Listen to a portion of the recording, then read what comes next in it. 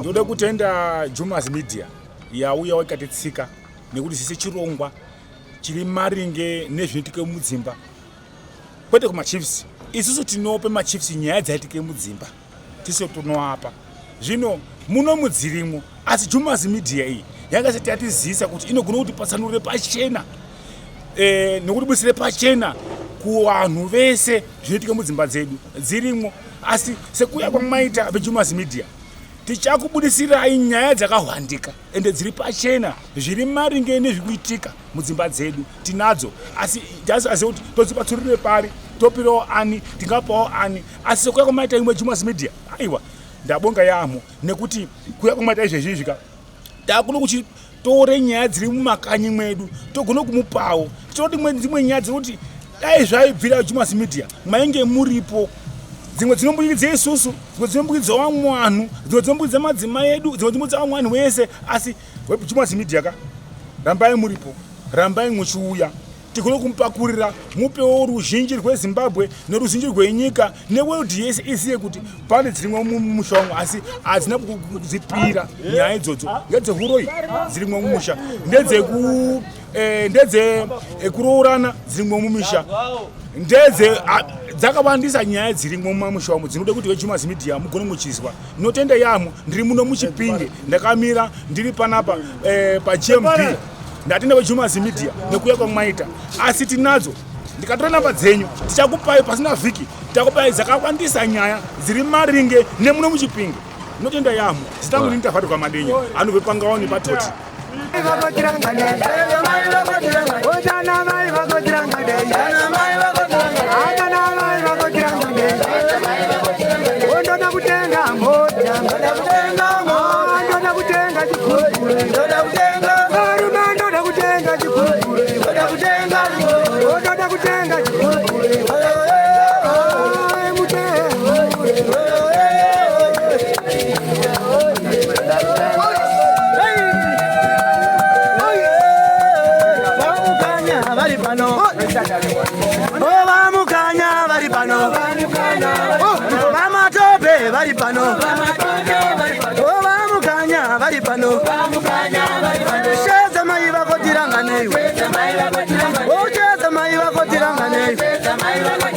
ndoda kuhonga goride, ndoda kuwana goride, sheza ndou vari pano, vakasoko vari pano, haranga dzedu dziri pano, ndoda kutenga umota,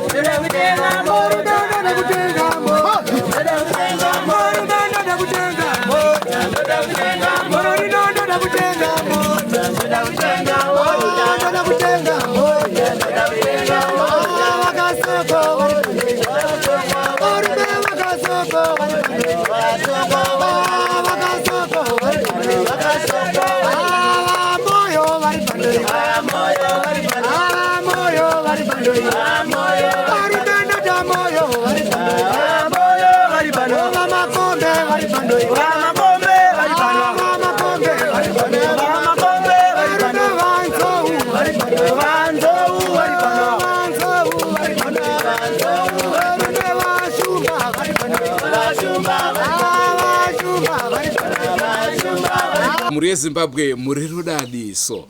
Nhasi rarimwe zuva kutaura kudai titori pamusha paMandi kuChipinge. Zuro paya ndakakuvimbisai kuti aiwa tichanosvika pamusha tigonzwa tive nechokwadi chekuti ndizvo here.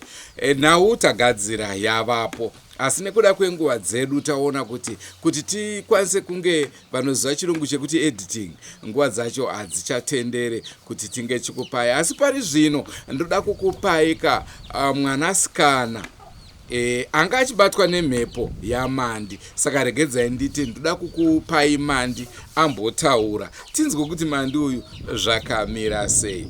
Senguva dzese musakanganwa kusubscribe kuDrewmas media. Drewmas media taking you to another level. Makadi yenyu muri yeZimbabwe. Ini ndinonzi Tsitsi Mtise. Ndobva mudzinzero kwamasawa.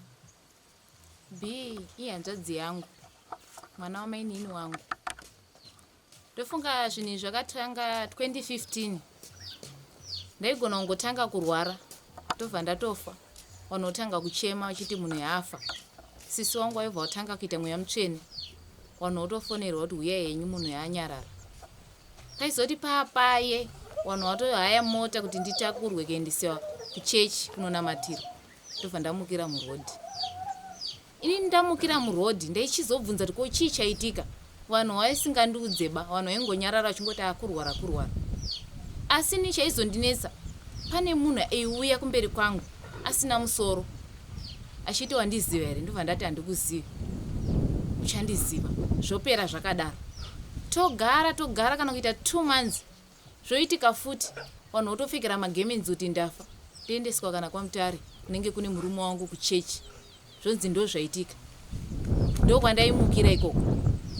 Tobvunza futi chii chiri kuitika. Vanhu vasingandiudze kuti wambofa uchimuka. Pechi 3 ndopandakati ndarwara.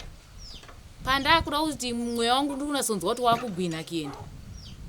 Mandi ndopaakazouya kwandiri kuhope. Achiti ndakaurayiwa nedzinza rako nehanzvadzi yako B.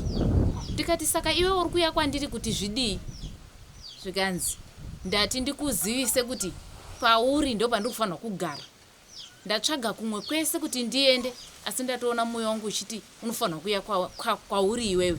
Ndikati asika dai waenda kune muridzi akakuuraya. Mandi akabva angofuratira. Abuda pane chisaundi chandakanzwa kuti munomo mune munhu. Asi zvaingondinetsa kuti Mandi achizomuke kusvika izvezvi zvaakuitika izvi. Ndofunga ndaiti ndiri chiridza redhiyo. Ndainzwa mwoyo wokuda kutamba. Ndasumuka ndatamba. Pamusha pandakaroorwa vanhu vaibva vachizoti une menini wari kutamba matambire awa hasi right. Mandi yaibva angoti obva oenda. Ndati kuchiko chiri kuitika. Vanhu votanga kutoseka kuti chingongochitamba redhiyo. Ndati maininika mhepo yechihure. Ndakati aiwa pane zviri kuitika but handisi kunatsozvinzwisisa. Kupedzisira ndakuti kana ndakagara ndinonzwa kuchiridziwa ngoma. Ndobva ndatotanga kutamba.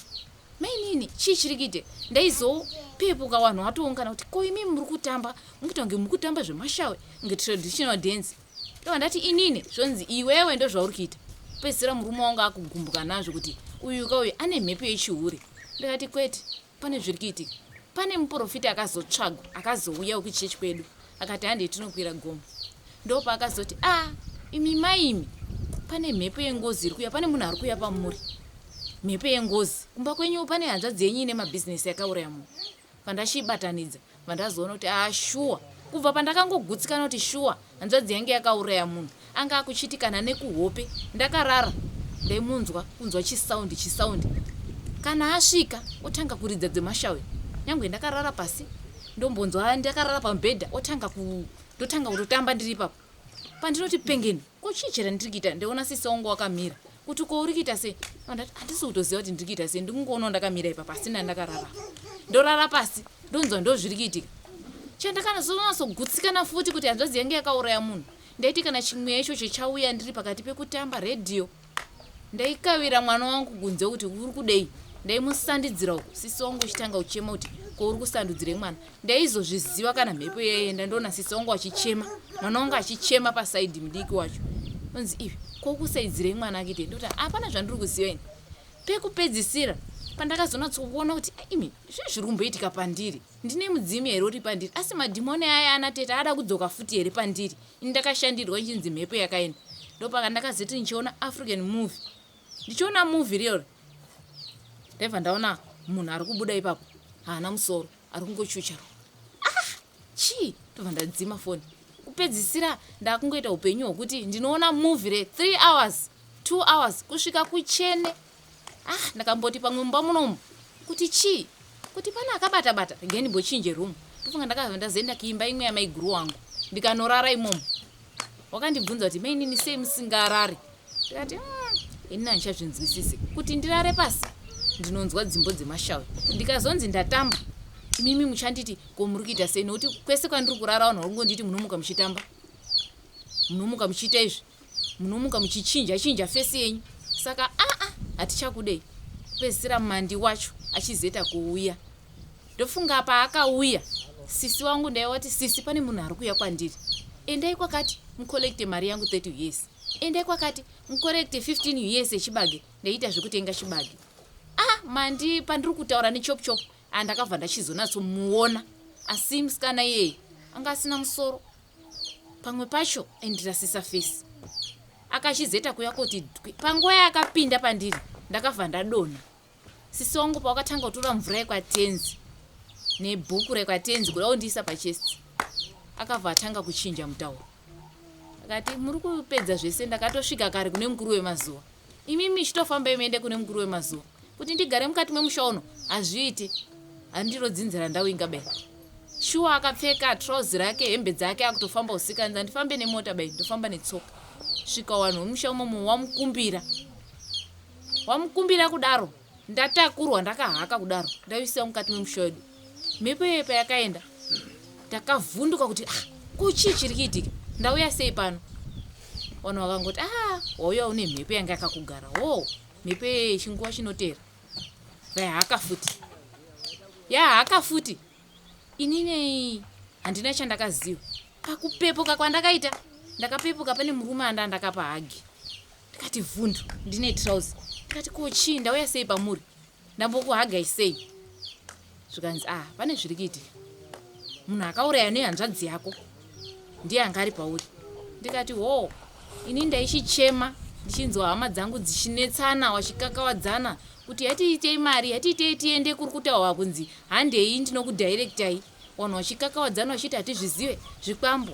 Ini ndaichiti mhepo painoenda, ndikatanga kuchema kudai so, ichibva yauya ine simba. Ndokutochema hako, ende dzinza rako wari kukakawara, rega ndichiite zvinorwadza, wanatsoone mauraiwa andakaitwa.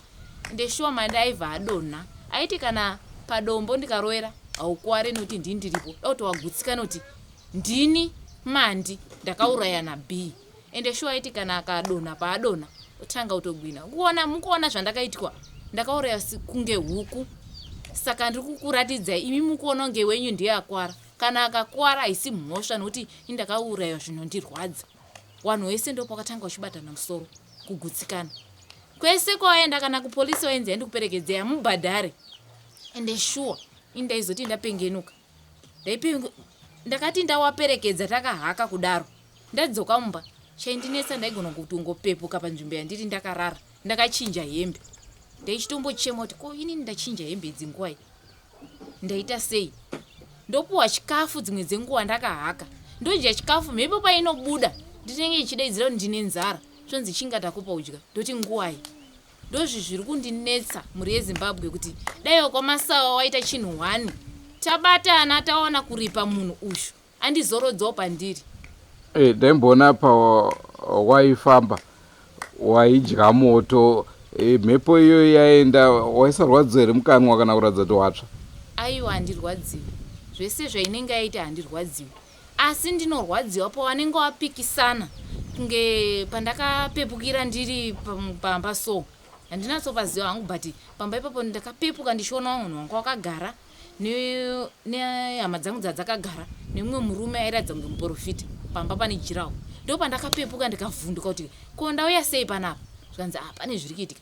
But waiti pane zviri kuitika, ndainzwa mhuno dzangu kurwadza, miri wangu kutsva kunge munhu ndasinganyatsozvinzwisisa kuti zviri kuitika. Ndatongopinzwa mumota kutodzokera kumba, chinzi tatamboenda kunoshandirwa. Ndangoti asi miri yangu yakwara, handisi kunatsozvinzwisisa zvikuitika pandiri, ndichiita kunge mweya wangu uri kutambudzika pakufema. Hanzi alright, ndofunga ndozvinhu zvaingeitika pandiri zvese izvozvo. Imimi munoenda kuchechi here? Inini ndinoenda kuchechi kwaMarange. kwaMarange? Munobudirwa here? Kunonzi kuita sei? Kuprofita kana muri kuchechi kwenyu? Profita. Kuti munongori umwe wanongopinda asi musina roya munoplaya muchechi? Ndinonamata iyo asi handina hangu zvandinoplaya muchechi. Ndakaona muchirova mhamba muchinwa doro, makabatwa nemhepo iyoyo, muchitoudza vanhu kuti vatambi uyezve muchitotamba traditional dance. Imimi kuchikoro maimbotamba traditional dance? Handambobvira ndakaitamba. Kana doro racho handisati ndamborimwa. ngekuti hamutombozoni makarinwa. Aiwa handizvizivi kana mavhidhiyo amukutaura haandisandazviona. Ndichakuratidzai. Alright, maita basa. Muchishaura zvakare. Handizvizivi. Alright. Aiwa tinotenda chose. Aiwa totenda. Ndadzoka zvakare ndichida kuzadzisa chirevo chokuti iye zvinezvi tine wakomana wakabatwa kuti ndiwo wakapisa dzimba. Asi kutaura chokwadi Mandi ndiye akapisa dzimba, Ngozi ndiye akapisa dzimba. Izvozvo zvaita zvine umbo hwakazara. Tingangozviramba hedu asi chinyatso kuona kuti tasvika paumba paMandi. Vamwe ngwari kuti chikwambo chichi asi tazouya pavabereki wacho mawaona vari kutaura nemi vachipa nhoroondo yavo. So uyezve zvakare ndiri kuda kuti nditende manzwi atainzwa Mandi achitaura kuti ndichakubatsirai kana masvika munzvimbo yokwangu kuChipinge, kana mazoenda neni ndichaedza kufamba nemi chikubatsirai. Handisi kuda kuti munyaya kutambudzwa kudidi shuwa takauya tisina kana mari yakakwana, but iye zvino tine hama ino rudo sahwira watakapiwa naMandi ari kutipa motikari yekufamba nayo. Munhu iye ndinomuroera maoko zvakanyanya. Muri yeZimbabwe tibatsirei. Sahwira uyo yatiitira zvikuru ende ndiye ari kutipa musha wokugara. Pachikafu zvimwe nguva takarema hamutoziva kuti mari hatina. Chikafu ari kutipa zvakare. Weduwe ndiri kushaya kuti ndingati chii. Mandi ndiri kumutenda nokuti batsira kwaatiita sewimbisa yakanga agara atitaurira. Zvino vanhu muri yeZimbabwe dai mataurira hama dzangu tabatana kuti tisvike mai wati iwo vamwe ari kuti tikuda kubva taona pane magoda acho ndokuti bvume. Zvino mai pachiwanhu chekuno nechiwanhu chose wari kuti kana tasvika kuzadziswa zvinodikana tichasumuka ndiwo zvakare wozosvika kunotora mwana wavo. Muchazviona chidanho chichasvika. Asi ndaikumbira mapurisa ekwamutoko bvai pangozi iyi, sunungurai wana wadzoke kumusha waite zvinhu zvavo maita henyu.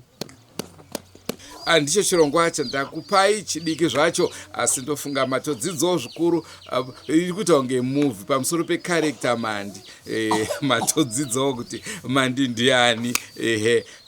Naizvozvo ngatisanganei mangwana tichikupai nhau yezvaitika zvatora nzvimbo pakuuya kwedu pamusha uno. Asi regai ndikutipirei kuti pano tave neevidence yekuti ndo pamusha paMandi.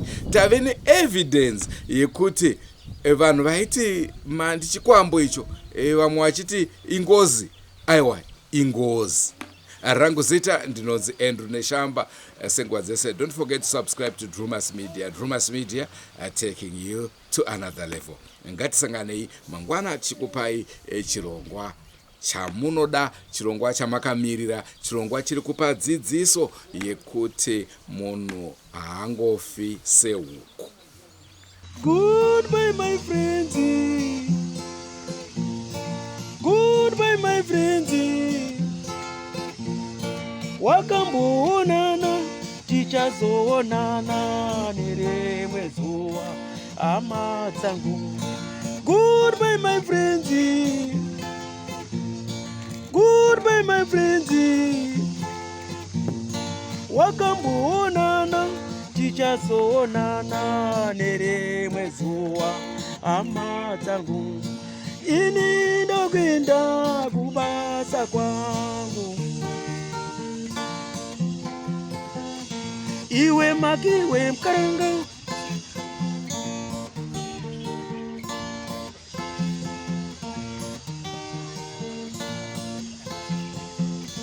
Iwe makiwe mkaranga. Iwe makiwe mkaranga.